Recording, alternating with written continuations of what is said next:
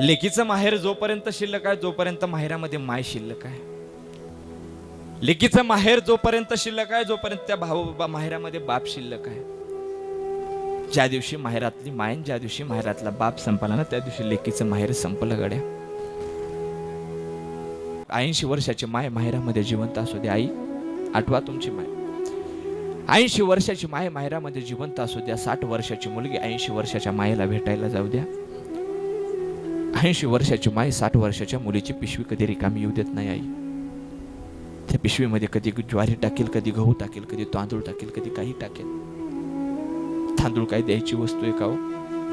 माय आपल्या मुलाच्या पिशवीमध्ये तांदूळ सुद्धा टाकत असते. आई माहिती माय असते. तुम्ही म्हणसाल दादा माहेरामध्ये आमचे आई, आमचे आईबाप नसते तर काय झालं, आमचे भाऊ आहेत, भाऊजाई आहेत, सगळ्या गोष्टी आहेत रे बाबा, सर्वजण आहेत. पण माय भाऊजाईने घेतलेल्या साडीच्या सुतामध्ये, माईने घेतलेल्या साडीच्या सुतामध्ये फरक असतो बरं आई, खूप फरक असतो. मग त्याने 10,000ची साडी घेऊ द्यावं, पण बापाने 500 रुपये घेतलेल्या साडीमध्ये वेगळा आनंद असतो. माय वेगळाच आनंद असतो.